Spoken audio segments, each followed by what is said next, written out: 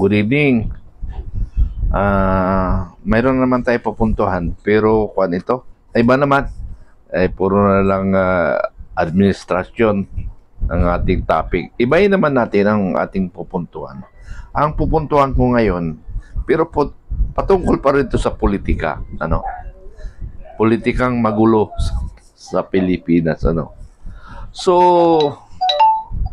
may impormasyon dumating sa akin. Na kung saan ay may mga illegal activities sa bayan ng Samar, sa probinsya ng Samar, sa Eastern Samar, sa bayan ng Giwan. Itong Giwan na ito ay isang isla. Malapit-lapit ito. Pero Pacific town ito Pacific area ito Pero malapit rin sa China, So, ang isinusumbong sa akin, matindi ang illegal na nangyayari na nauubos na yung isang isla, nauubos sa kakuha ng China. Ang sabi sa akin, 3 beses magkarga sa barko sa dalawang linggo. 3 beses. So, matindi ang kinakarga. Ang masaklap nito, according to source, kasabwat ang local government dito. Mayroon silang kada barko 10 milyon. Okay lang sana kung papasok sa government money. Ang problema kung sa bulsa.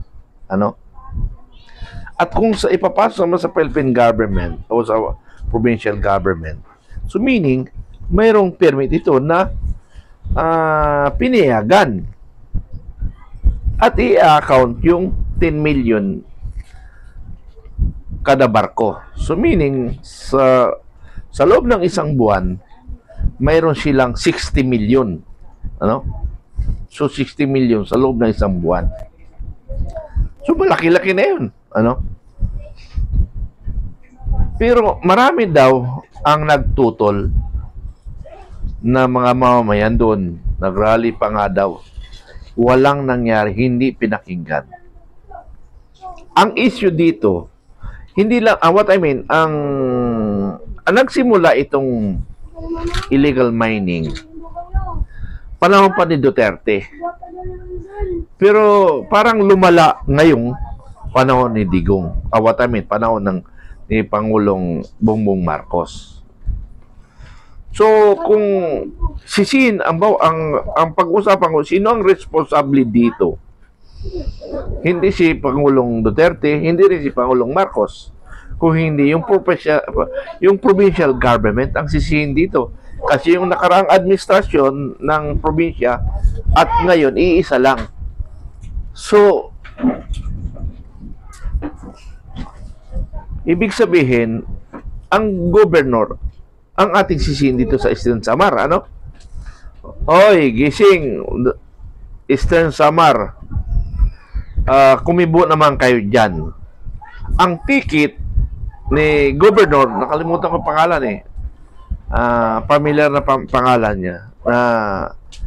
Katikit siya ni Pangulong Duterte.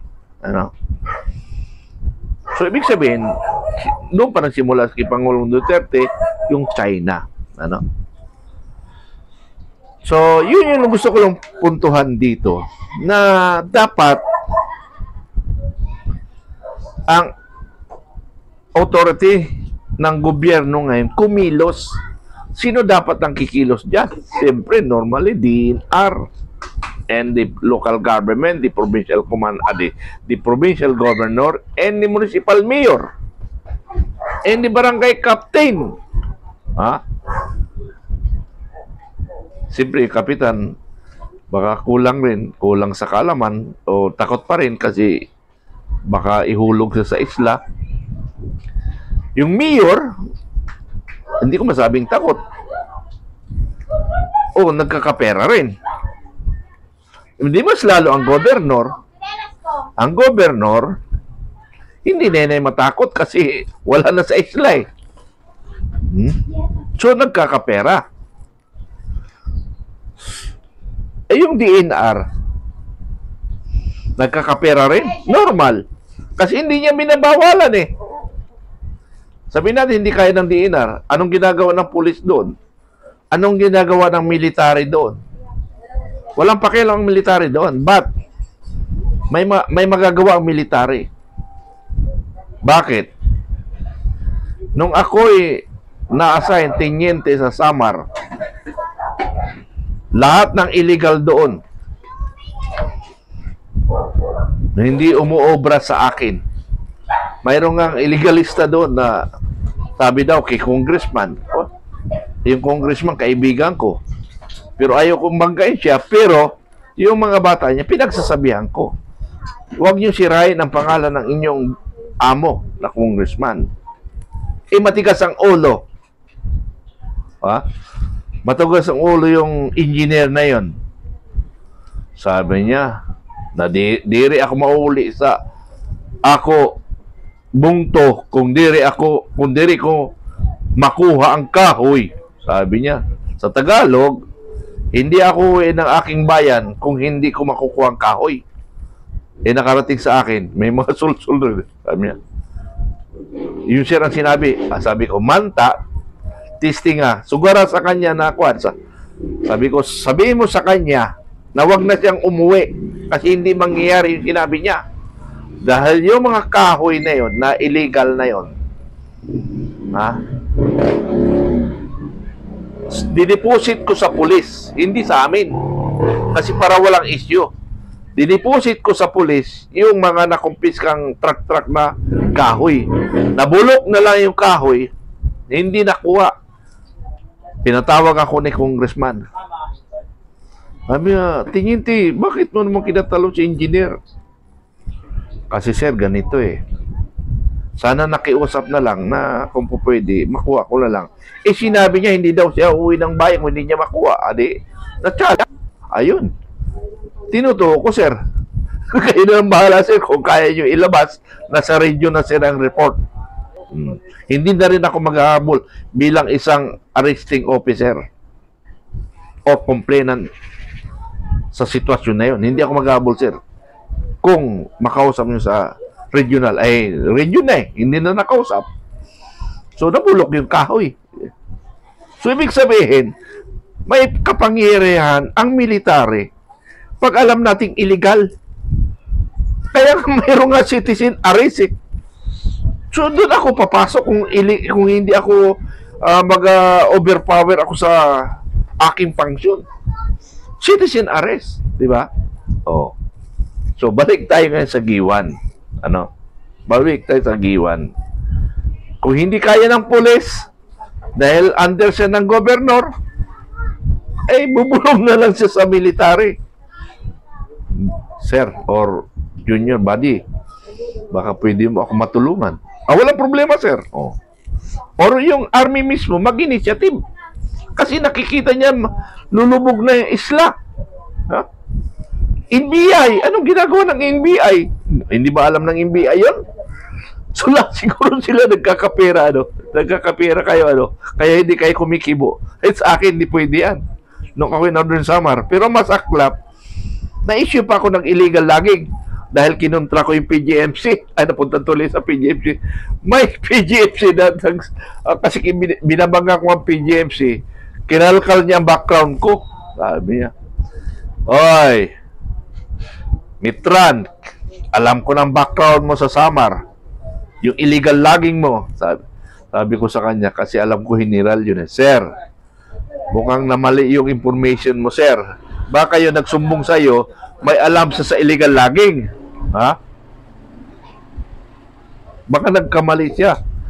Kasi ang tinuturo niya, kasi nabasa ko kung sino, yung pala yung bata ko, may illegal logging, na lagi ako ini-invite, yung pala may illegal logging. Ngayon ko lang na-realize yun. Pero kasi malinis eh. Sabi ko, ayun.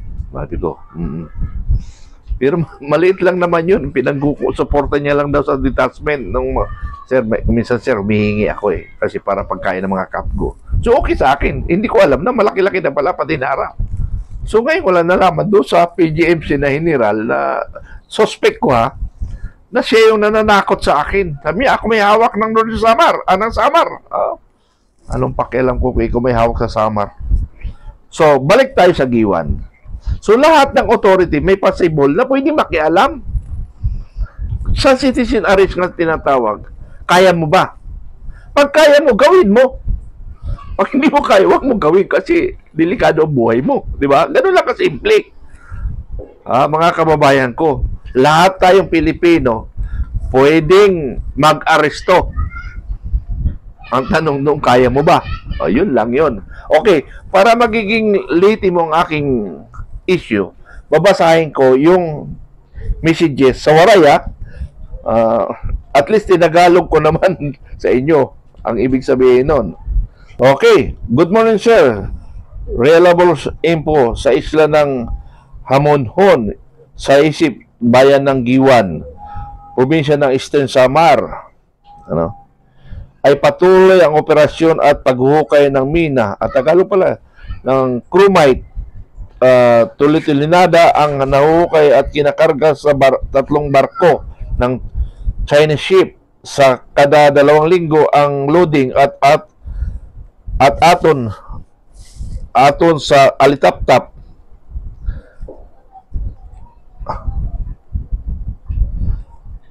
Aton sa Alitaptap may lagay na 10 milyon bawat barko para sa Provincial Kapitolyo. Another info sir, nagsimula na ang operasyon ng Naikil sa isla ng Mingkani, sakop pa rin ng bayan ng Giwan. Lubos pagtutol ng mga tao at marami nang nagprotesta. Walang nangyari, sir. So, yun information sa akin na nakarating. Baka na daw lumubog yung isla. Ubos na yung lupa. Magiging dagat na. Okay. So much for that. Iiba ko naman ang mga kababayan ko, mga naniniwala sa akin na isa akong nagbabantay sa ating bayan.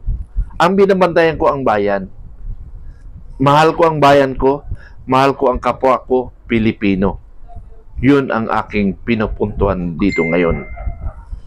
Sa mga ka-vanguard ko, Vanguard of Democracy, may mga information kayo, ipadala nyo sa akin. At iba-vlog natin dahil alam ko parang alanganin kayo magbigay ng balita. Ako ang titira dyan para sa ating bayang Pilipinas. Maraming salamat.